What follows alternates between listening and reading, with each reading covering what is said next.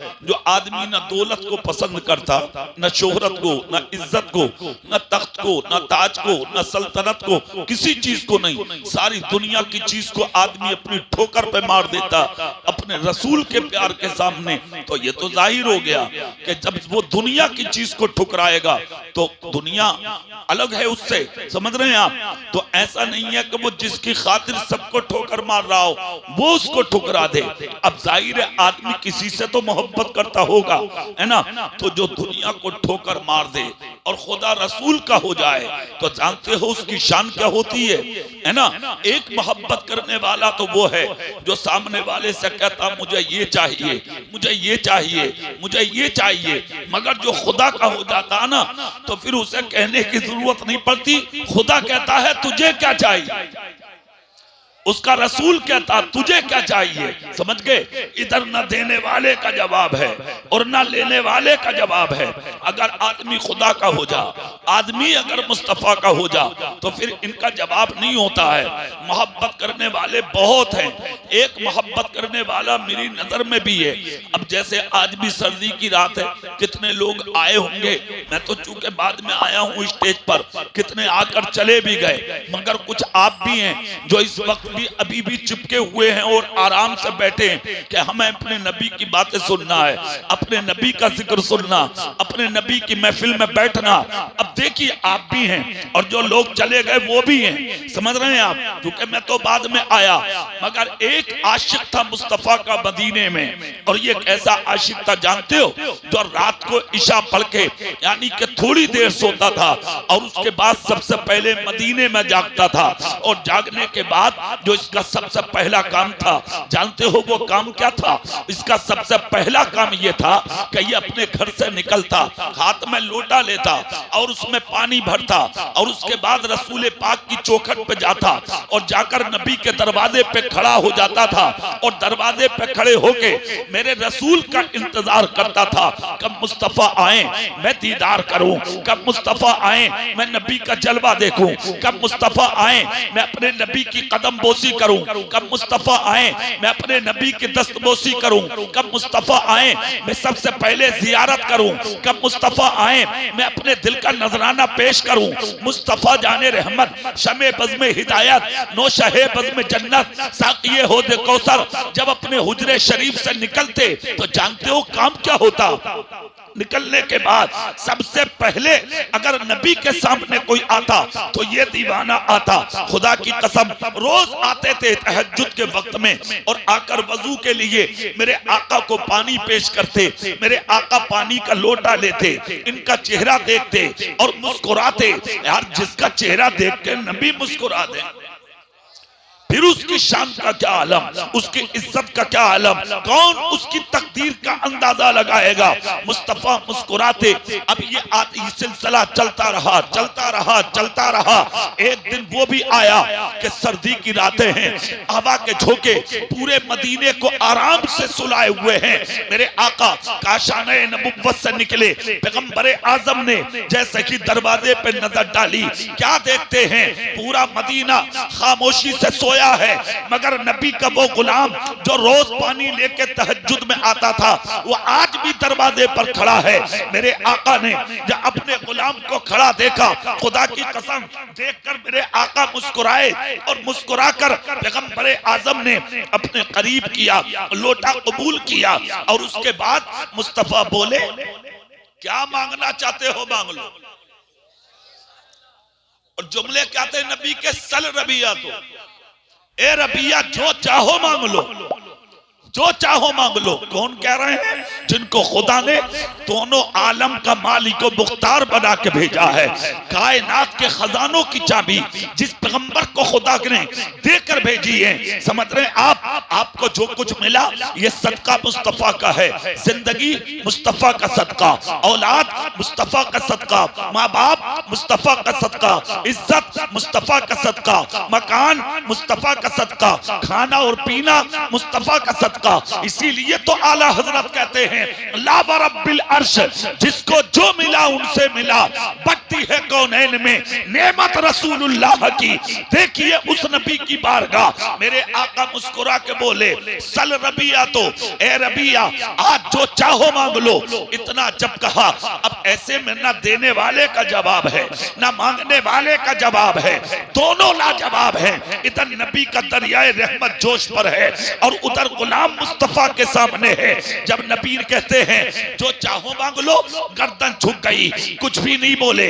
आका क्या मांगू? फरमाया जो चाहो मांग लो। आका क्या मांगू? फरमाया जो चाहो मांग लो।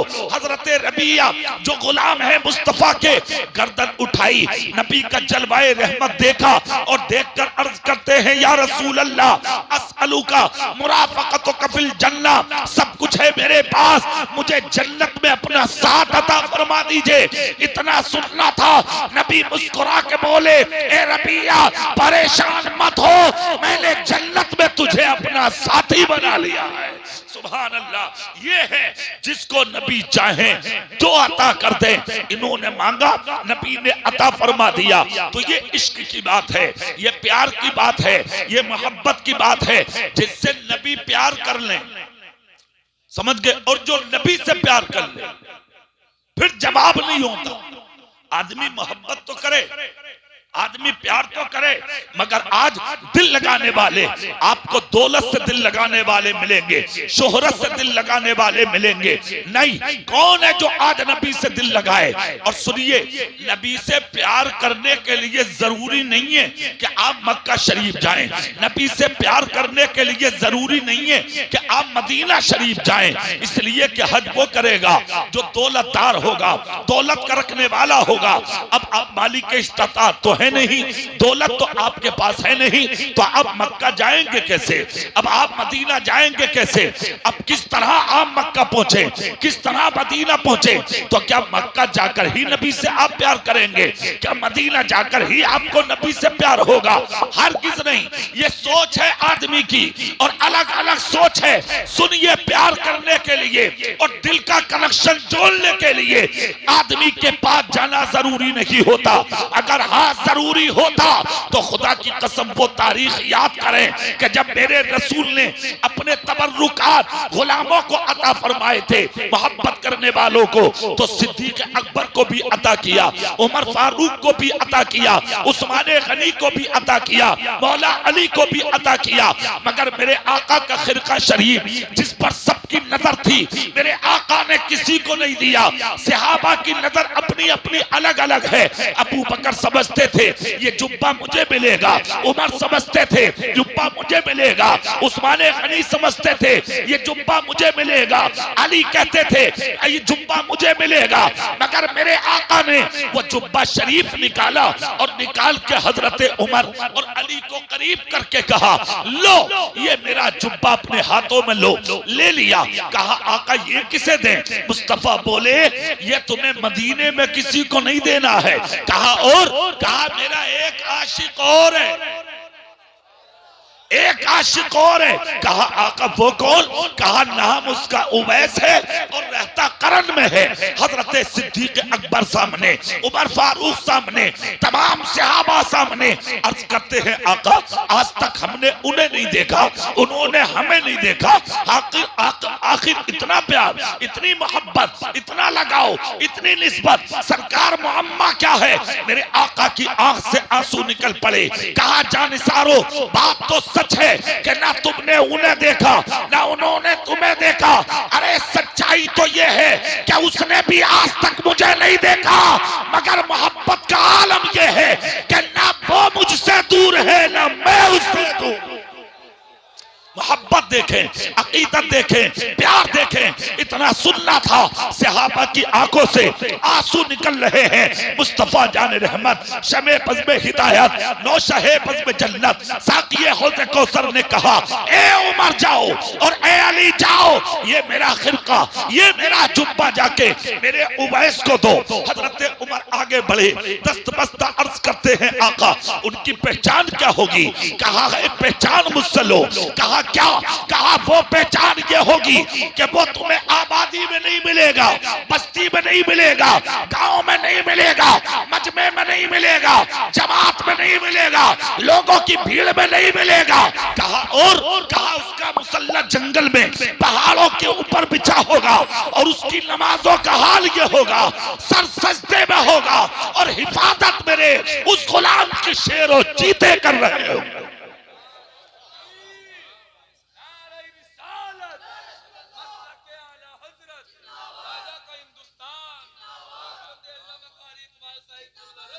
ये दूर की पहचान है और अली करीब की पहचान एक और ले लो।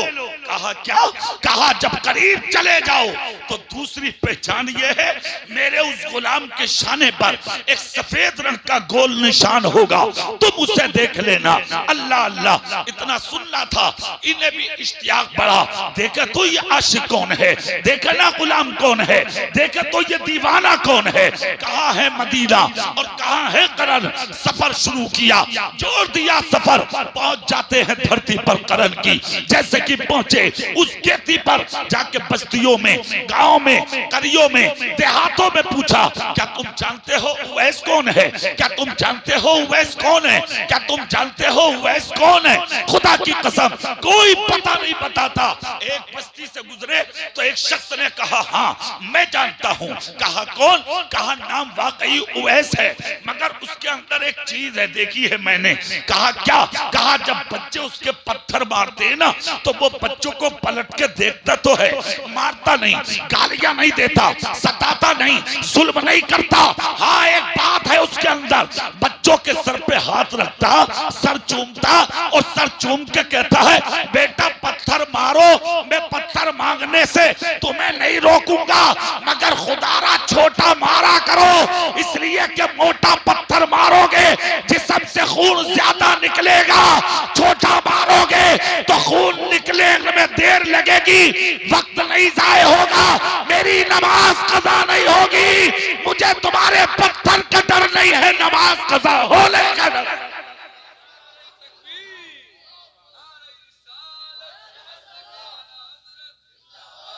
इतना सुनना था। उस शख्स की बात को सुनकर हजरत उमर और अली दोनों बोले हो ना हो वैस वही होंगे। जोर से क्या बात, मेरे हिस्से में सुभान अल्लाह भी ना आ गया, और दिल से बोलो ना भाई सुभान अल्लाह। हो ना हो वैस वही होंगे। इतना सुनना था, चल दिए दोनों। जैसे ही चले, जैसे ही निकले जंगल में, देखा तो एक ही घाट पर शेर और चीते और भेड़िए पानी पी रहे। जोर से भाई, ये कमाल की बात है या नहीं? शेर चीतों का एक जगह होना ये कमाल की बात है ना? और रखवाली करने वाला कौन है? इंसान। इंसान, समझ रहे हैं आप? इंसान, ये भी हैरत की बात है। समझ गए? हमारे ईमान आज कमजोर हो गए, इसलिए हम शेर तो बहुत बड़ी बात, मच्छर से डरते हैं। बोलो डरते हैं कि नहीं डरते? गुड नाइट लगा के सोते, काट ना ले, डेंगू हो जाएगा, है कि नहीं? मलेरिया हो जाएगा। इसके अलावा भी तरह तरह के बुखार चल रहे हैं जिन्हें मैं भी नहीं जानता। और सबसे बड़ा बुखार एक और आ गया, कोरोना हो जाएगा। डर है आदमी को, वरना कौम मुस्लिम वो कौम है, मच्छर तो बहुत बड़ी चीज, शेरों से भी नहीं डरी है। हाँ, शेरों का शेर है मुस्तफा का गुलाम। इससे बड़ा शेर कौन सा भाई? इससे बड़ा शेर नहीं है। जंगल में जा रहा था एक आशिक, सामने से आ गया शेर, मुंह फैला के दौड़ पड़ा इस इंसान के ऊपर।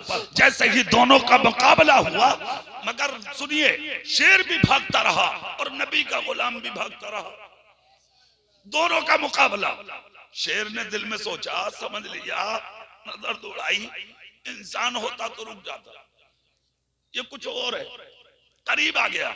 जैसे ही करीब आया, शेर की आंखों में आंखें मुसलमान ने डाल दी। काफी देर तक शेर इसे देखता रहा और ये शेर को देखता रहा। हालत ये हुई कि ये मुस्कुराता रहा। शेर ने नजर झुका ली। मुसलमान बोला वो और होगा जो डर गया होगा। मुझे डराने की कोशिश मत कर। अगर तू जंगल का शेर है तो मैं मदीने के मुस्तफा का शेर हूँ। अना मौला रसूलिल्लाह। मुझे कुछ और मत समझ, मैं मुस्तफा के मदीने के मुस्तफा का गुलाम हूँ। इतना सुनना था, शेर ने अपनी पुश्त झुका दी। सारी दुनिया को ये बता दिया वो और होते हैं जिन्हें हम डरा लेते हैं, ये गुलामे मुस्तफा होते हैं जिन्हें हम पुश्त पे बैठा लेते। समझ गए? शेर, चीते, भेड़िए एक घाट पे पानी पी रहे। हजरत उमर और अली ने देखा, देखकर समझ गए बात तो सही है। अब उवैस यही होंगे। अब यहाँ एक जुमला बड़ा प्यारा और बड़ा कीमती जुमला, अगर सुभान अल्लाह बोलो तो मैं सुना दूं। अरे यार, आशिक की बात देखे, कारी साहब देखे, अल्लाह अल्लाह। जंगल में, पहाड़ों के बीच में, गाराओं के बीच में, इन शेर और चीतों के बीच में अब हजरत उमर और अली को जरूरत ना पड़ी कि हम उवैस करनी को तलाश कर लें। वो तो पहाड़ों में खड़े मुसल्लों पर खुदा की इबादत कर रहे थे। जैसे ही उमर और हजरत अली इनके करीब हुए तो पीछे से पहाड़ों से निकल के मुसल्ला से उठ के हजरत उवैस करनी दौड़ पड़े और हजरत उमर और अली के करीब आए। और आने के बाद दोनों को आके अपनी गोद में ले लिया, सर चूम लिया, लबों को चूम लिया, सीने को चूम लिया, हाथों को चूम लिया, आगोश मोहब्बत में लेके बोले, जल्दी बताओ तुम कौन हो? मुझे तुम्हारे जिस्मों से मेरे रसूल के मदीने की खुशबू आ रही है।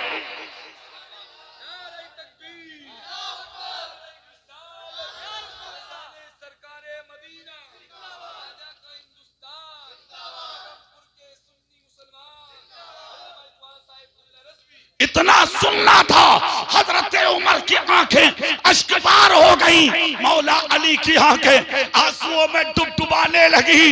इनका चेहरा देखकर कहा, आपने खूब पहचाना, यकीनन हम मदीने से आए हैं, मगर सच्चाई ये बता दो, तुमने हमें देख कब लिया, हमें पहचान कैसे लिया? हम पहली बार आज इस बस्ती में उतरे हैं, आपका चेहरा पहली बार देखा है, तुमने कैसे पहचाना? इतना जब कहा तो मुस्तफा का गुलाम बोला, आए मदीने से हो, सवाल ऐसा कर रहे हो, पहचान कैसे लिया? कहा सुनो, जब इतनी दूर रह के मैं नबी को पहचान चुका हूं तो फिर दुनिया की कोई शय मेरी नजर से पोशीदा नहीं। इतना सुनना था। हजरत उमर और अली दोनों बोले, खूब पहचाना, यकीनन हम मदीने से आए। जोर से, दिल से बोलो ना भाई, यकीनन हम मदीने से आए हैं। हजरत उवैस ने जब मदीने का नाम सुना, खुदा की कसम तो आशिक थे इस मिट्टी के, गुलाम थे इस जमीन के, तड़प गया दीवाना। कहा जल्दी बताओ मुस्तफा कैसे हैं, मेरे नबी कैसे हैं, मेरे रसूल कैसे हैं, मेरे दाता कैसे हैं, मेरे आका कैसे हैं? ये दीवाना बोलता जा रहा है। हजरत अली और उमर दोनों झूमते जा रहे हैं। जब इनकी जबान बंद हुई तो हजरत अली ने वो तोहफा निकाला जो मेरे रसूल ने दिया था, है ना, निकाल के हजरत उवैस करनी के हाथों पर रखा। लो उवैस, जिसके आशिक होना उसने आपके लिए तोहफा भेजा, तोहफा भेजा है। अल्लाह अल्लाह, सुनिए तो सही, कैसी किस्मत वाला होगा वो मर्द कलंदर जिसको तोहफा मदीने से मुस्तफा भेज रहे हैं। अल्लाह अल्लाह, इतना सुनना था।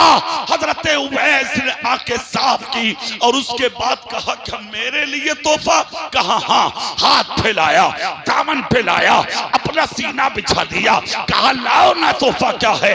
वही जुब्बा शरीफ, वही खिलका शरीफ, वही मेरे आका का रहन, वही मेरे आका का कुर्ता। इन दोनों ने उठाया और हजरत हजरत उवैस को दिया। हजरत उवैस ने लिया, चेहरे से लगाया, आंखों से लगाया, सीने से लगाया, रोने लगे। हजरत अली बोले सुनो, मुस्तफा ने एक बात कही है। कहा क्या? कहा जब मेरा उवैस मिल जाए और मेरा खिरका कबूल कर ले तो मेरे उवैस से जाके कह देना कि इस कुर्ते को पहन के मेरी उम्मत की मग़फ़िरत की दुआएं कर दे। अल्लाह अल्लाह, इतना सुनना था।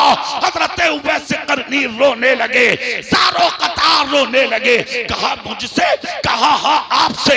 हजरत उवैस ने देर ना की, मुसल्ले पे पहुंचे, खिरका शरीफ सामने रखा और तुम्हारे और मेरे जैसे इन गुनाहगारों के लिए हजरत उवैस ने जो रो रो के दुआएं की हैं, तो दुआ ये कर रहे थे और आमीन उमर कह रहे थे, आमीन अली कह रहे थे, आमीन फरिश्ते कह रहे थे। खुदा की कसम, खिरका शरीफ अपने सामने रख के दुआ फरमाई और उसके बाद जब निकल के आए हजरत उमर और हजरत अली दोनों ने चेहरा साफ किया।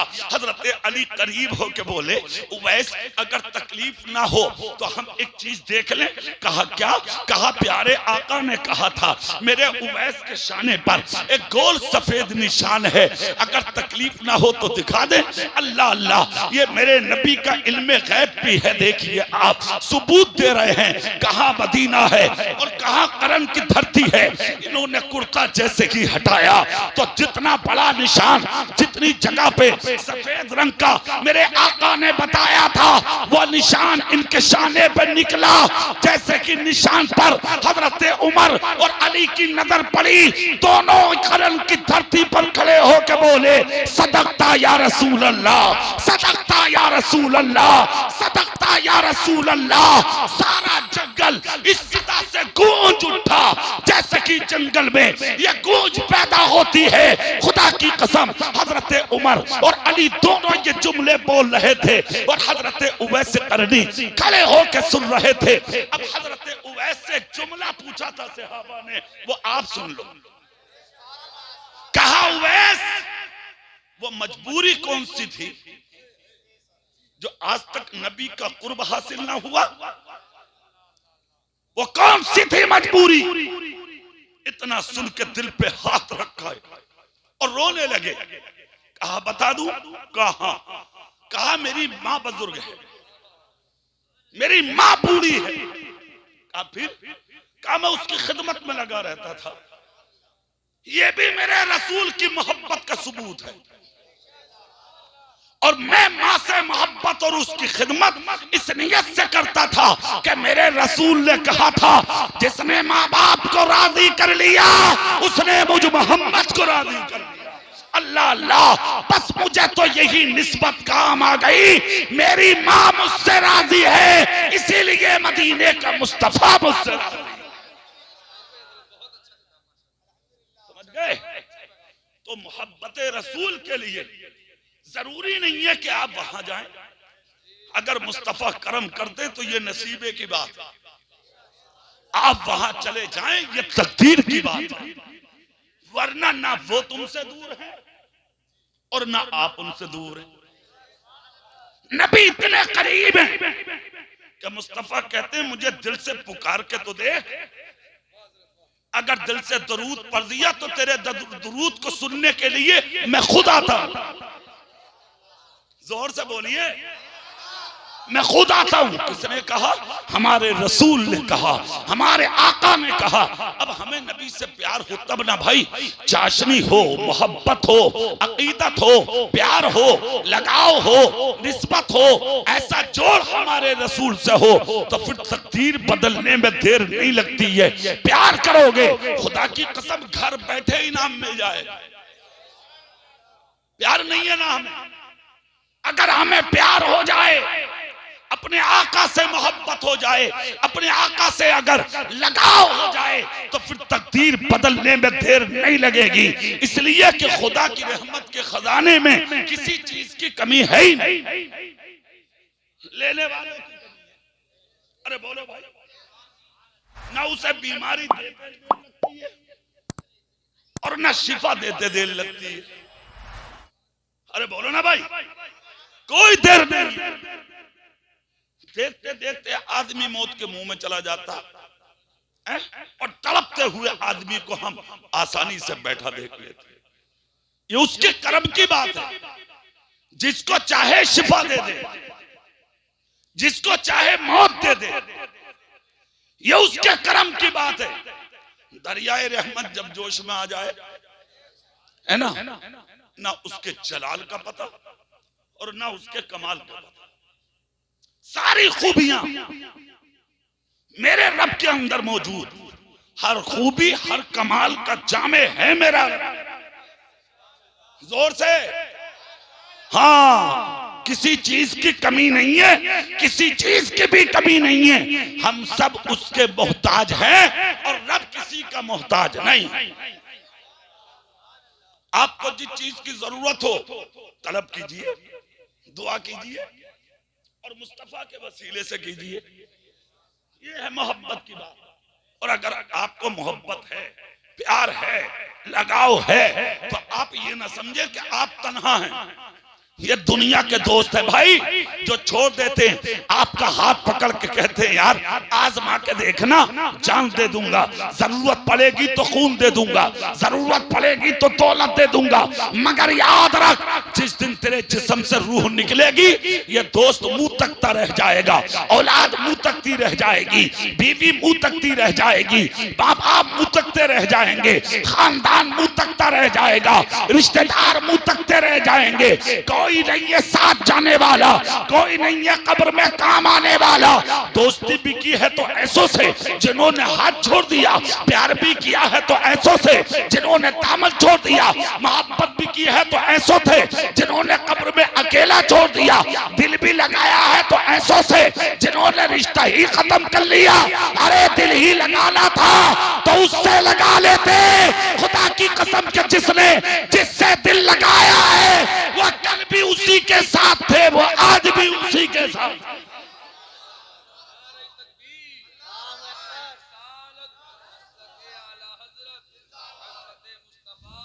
वो कल भी साथ थे, वो आज भी साथ हैं। और ये मुस्तफा का प्यार ही तो है। कब्र में जा रहे हैं आप अकेले, तन्हा, कोई नहीं है साथ में। आप कब्र में चले गए, है कोई जो किसी की कब्र में आ जाए? बोलो, नहीं है ना।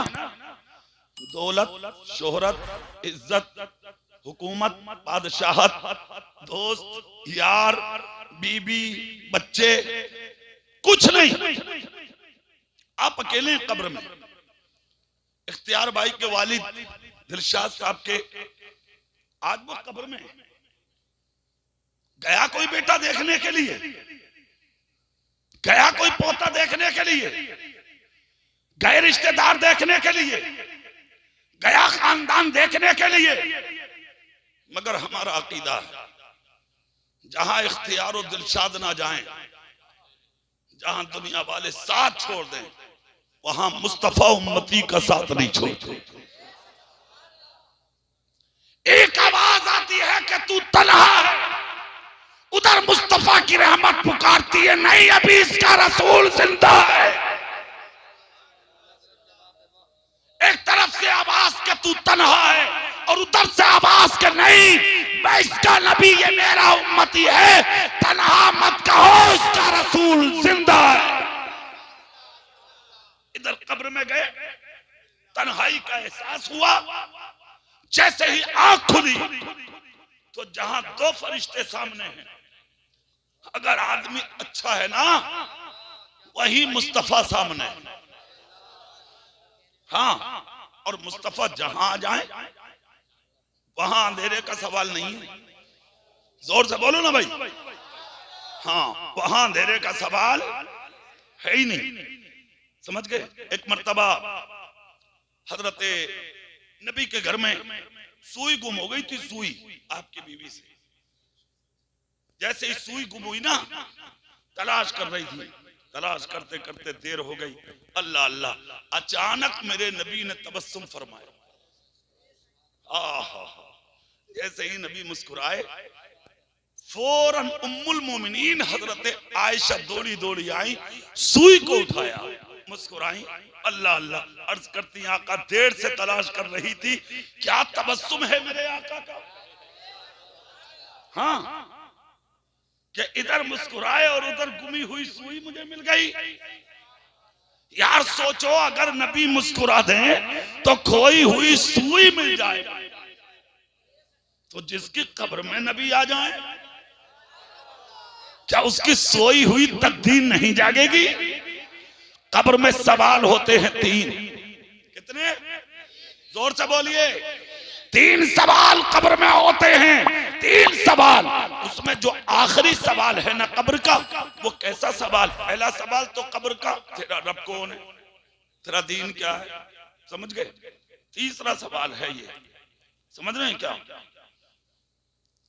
मा तकूलो फी हक़्क़े हाज़र रजुल, क्या कहता था इनके बारे में। अब जो अकीदा था उसका, उसी अकीदे के साथ बोलेगा। जैसा समझा था, अब जबान नहीं बदल सकती। ये दुनिया थी कि दुनिया वालों को चला दिया तूने, जो चाहा बोल दिया तूने। ये कब्र है। हाँ, जो बोला था वही बोलेगा। यार बदल के कुछ नहीं बोल सकता। अगर अपनी तरह कहा था तो वही बोलेगा, कुछ और कहा था वही बोलेगा। और अगर अपना नबी माना था तो मुस्कुरा कर कहेगा, इनके बारे में मुझसे क्या पूछते हो, ये तो मेरे आका हैं, ये तो मेरे रसूल हैं, ये तो मेरे दाता हैं, मैं इनका भिखारी हूँ, ये मेरे इमाम हैं, मैं इनका गुलाम हूँ, ये मेरे आका हैं, मैं इनकी रियाया में शामिल हूँ। अरे कुछ और क्या पूछते हो, इन्हीं की खातिर दुनिया में आया था, इन्हीं की खातिर कब्र में उतर आया हूँ। इतना जब कहेगा, मशीयत का नकीब कहेगा, फरिश्तों कब्र से निकल जाओ, मिट्टी को हुक्म होगा, एक कब्र की मिट्टी लंबी और चौड़ी हो जाए, ताकि कयामत तक लेट के ये बंदा मेरे महबूब के रोजे का दीदार करता। दुनिया भी लाजवाब, कब्र भी लाजवाब। बोलो हुई क्या नहीं? अच्छा, दूसरी चीज एक और सुनने चलते चलते, ये पहली मंजिल है। हाँ, आज तो एक बात कही जाती है, जो होगा देखा जाएगा। है भैया, तू क्या देख लेगा? कब्र भी कोई ऐसी चीज है कि तू देख ले। चलो यहाँ की तो थोड़ी बहुत मान ली, कोई किसी को साथ लेके, कोई किसी को साथ लेके कहीं ना कहीं देख ही ले। खबर में क्या देख लेगा भाई तू किसी को? कोई हिसाब ना भाई साहब। सिर्फ एक कीड़ा अगर दाखिल हो गया, एक कीड़ा, तो उसे भी नहीं देख सकता। इसलिए कि वो तेरे किसी पड़ोसी या तेरे रिश्तेदार या तेरे बाप का भेजा हुआ नहीं होगा, वो खुदा पाक की तरफ से। तेरी हिम्मत नहीं है कि तू उस कीड़े से लड़ ले, हिम्मत है ही नहीं। याद रखना, पहली मंजिल है कब्र। अगर ये ठीक हो गई तो कामयाब, और अगर ये ठीक नहीं है तो तू बर्बाद। माल और दौलत को सांप और बिच्छू बना के तुम्हारे गले में डाला जाएगा, जो कयामत तक तुम्हें ये तपाते रहेंगे, अजाब देते रहेंगे। और उसके बाद जब कयामत में उठोगे, घसीट कर लाया जाएगा, चेहरे मस्क कर दिए जाएंगे, कौम के बीच में जलील किया जाएगा, मखलूक खुदा के बीच में तुम्हें रुस्वा किया जाएगा। आज थोड़ी सी बेइज्जती हो जाए तो घर से निकलना पसंद नहीं करते, घर से निकलना गवारा नहीं करते, मगर कभी सीने पे हाथ रख के सोचा कि जब तुम कब्र से निकलोगे कयामत के दिन, सब नंगे होंगे, किसी के बदन पे कोई कपड़ा नहीं होगा। हाँ, कोई कपड़ा नहीं होगा, बरहना उठेंगे अपनी कब्रों से, समझ गए? बरहना। यह हालत हजरत आयशा ने जब ये बात सुनी थी ना मेरे नबी से, नबी की बीवी तुम्हारी मेरी मां ने, तो बहुत रोई थी। आका यह हाल होगा? अल्लाह के नबी फरमाते, आयशा परेशान मत हो। कहा आका कैसा आलम होगा? अल्लाह के नबी कहते हैं, आयशा कयामत के दिन किसी को किसी की तरफ देखने की मोहलत ही कहां होगी। आयशा दुनिया को अपनी अपनी पड़ी होगी। जो आसमान को देखेगा वो 50,000 साल तक आसमान को देखता रहेगा। जो जमीन को देखेगा वो 50,000 साल तक जमीन को देखता रहेगा। सबको अपनी अपनी पड़ी होगी। कोई किसी का पुरसाने हाल उस वक्त नहीं होगा। तब हजरत आयशा के चेहरे पे मुस्कुराहट आई। मगर आपने सोचा किस तरह जलील करके, रुस्वा करके उन गुनाहगारों को हजारों लाखों करोड़ों अरबों बेशुमार मखलूक के बीच में लाया जाएगा। खुदा की कसम आज बेइज्जती हो जाए तुम बर्दाश्त नहीं कर पाते। मगर तुमने कभी सोचा वहां सब होंगे और सबके बीच में तुम्हें जलील किया जाएगा? कभी ख्याल किया तुमने? कभी तसव्वुर किया तुमने? सोचा है कभी किसी का हक दबाया वो सबके सामने रखा जाएगा, किसी का लिया वो सबके सामने रखा जाएगा, किसी का खाया वो सबके सामने रखा जाएगा। आज एक चीज होती है, अगर बाप मर गया तो बेटा मसहरी के पास खड़े होकर कहता जिसका मेरे बाप पे हो मुझसे ले लियो भाई। किसी का दिल दुखा हो तो माफ कर दियो। एक बात याद रखो, एक बार नहीं 1,00,000 बार भी बेटा अगर ऐलान कर दे तो ये चीज अब माफ नहीं होगी। साफ बात है, ये हुकूकुल इबाद में शामिल है। तेरे बाप ने दिल दुखाए, तेरे बाप ने जुल्म किए, तेरे बाप ने ज्यादती की, तेरे बाप ने चोरियां की, तेरे बाप ने डकैती की, तेरे बाप ने बदमाशी की, तेरे बाप ने दिल दुखाए, माफी तू मांग रहा? कोई बात है ये? जो गुनाह करेगा सजा उसे मिलेगी। बात समझ में आई? बेटा हो, दादा हो, पोता हो, भतीजा हो, कोई हो, सजा उसे मिलेगी। कोई मकसद नहीं है। इस्लाम हक है भाई और कुरान हक है भाई। हुकूकुल इबाद है ये। जब तक जिसको तकलीफ दी है, जब तक वो तुझे माफ नहीं कर दे, खुदा तुझे माफ नहीं करेगा। हाँ, और अगर तू माफ कर दे तो फिर खुदा की रहमत बरसने में देर नहीं लगेगी। कौन होते हो तुम? कैसा माफ कर दो मेरे बाप को, माफ कर दो मेरे भाई को? क्या मतलब? तेरे भाई ने रातों दिन जुल्म किए, रातों दिन सताया, लोगों का खाया, माफी तुम मांग रहे हो? कोई मतलब नहीं है इन चीजों से। इस्लाम कल भी सच्चा था, इस्लाम आज भी सच्चा है। इस्लाम हक है और हर हक मजहब है इस्लाम। सुनिए, क़यामत के दिन ये सारे रजिस्टर खोले जाएंगे। किसका खाया, किसका लिया, किसका दबाया, किस पर ज्यादती की, किस पर जुल्म किया, किसको मारा, किसको गालियां दी, ये सारी चीजें क़यामत के दिन रखी जाएंगी। अगर पकड़े गए तो नामाए आमाल बाएं हाथ में, समझ गए? और अगर नेक हो तुम तो नामाए आमाल दाहिने हाथ आपके होगा। नामाए आमाल दाहिने हाथ में होगा। ये बात बिल्कुल अपने जहन में रख लीजिए। बाएं हाथ में आ गया तो बेड़ा गर्क, और दाहिने हाथ में आ गया तो फिर कामयाब। और इतने कामयाब कि फिर आपकी कामयाबी को कोई नहीं लग सकेगा। इज्जत का हाल ये होगा, सआदत अब्दी का लिबादा खुदा तुम्हें अता करेगा, लिबाउल हम्द का साया खुदा तुम्हें अता करेगा, हौज़े कौसर मुस्तफा के हाथ से खुदा अता करेगा, शफाअत कुबरा खुदा की यानी के शफाअत कुबरा खुदाए पाक के करम से खुदा तुम्हें अता करेगा।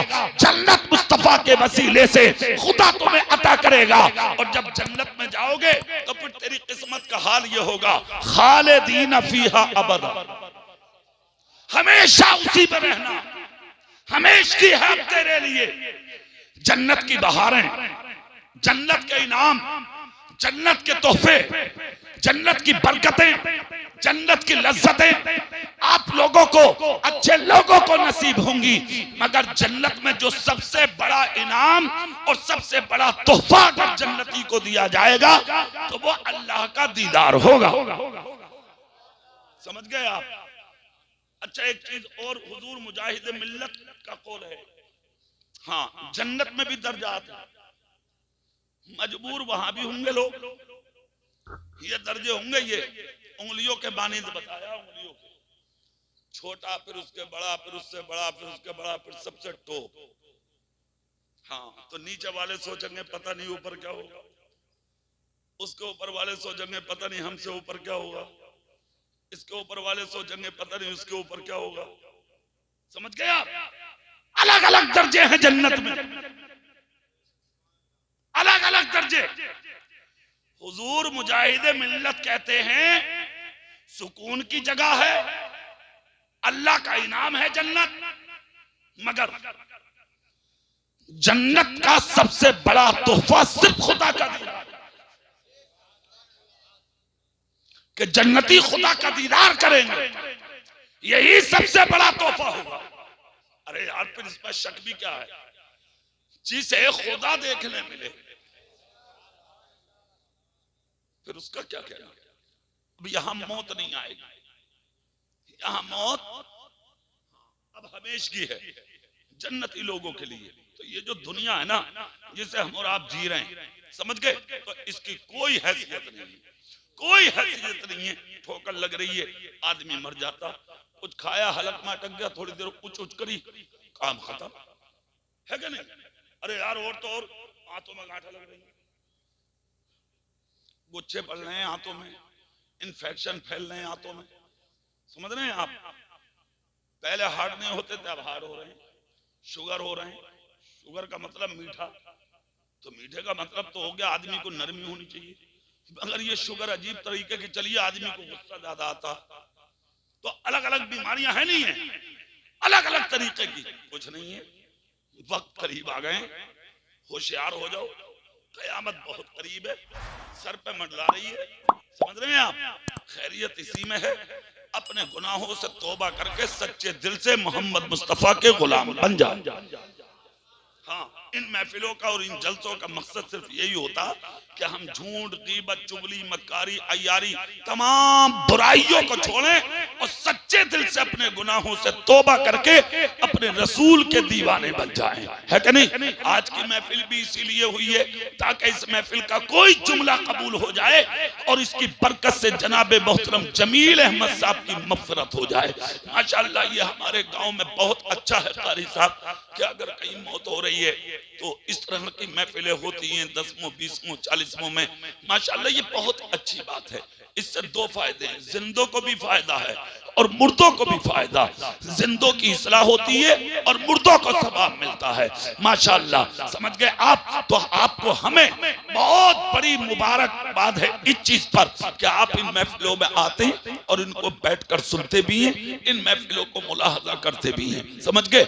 यही है आखिरत की तैयारी। आप दौलत, शोहरत, माल कितना भी इकट्ठा कर लो अपने पास, कोई मतलब नहीं है इन चीजों का। अगर आपका अकीदा अच्छा, ईमान अच्छा, समझ गए हो, तो आपकी आखिरत भी अच्छी, आपका सब कुछ अच्छा हो जाएगा। मैंने कुरान शरीफ की एक आयत पढ़ी थी, कुल इन कुंतुम तुहिब्बूनल्लाह फत्तबिऊनी युहब्बिकुमुल्लाह। ए महबूब, आप फरमा दीजिए, अगर तुम अल्लाह के प्यारे होना चाहते हो तो मेरे महबूब की इताअत करो, मेरे महबूब की फरमा बरदारी करो, मेरे महबूब का कहना मानो। मतलब ये है कि जिस दिन तुम मेरे महबूब के हो गए, जमाना तुम्हारा हो जाएगा, ठीक है नहीं? आप नबी से प्यार करें, नबी से मोहब्बत करें, नबी से लगाव रखें, 5 वक्त नमाज पढ़ें, अपने माँ बाप की खिदमत करें, छोटों पर शफकत करें और सबसे अकीदत और मोहब्बत करके अपनी जिंदगी को मुकम्मल करें और इन महफिलों का खूब अदब और एहतराम करें। अल्लाह की बारगाह में दुआ है, अल्लाह ताला इस महफिल पाक को कबूल फरमाए और इस महफिल की बरकत से हमें आपको सबको सवाब अता करे और जो सवाब खुदा हमें दे, हम अपनी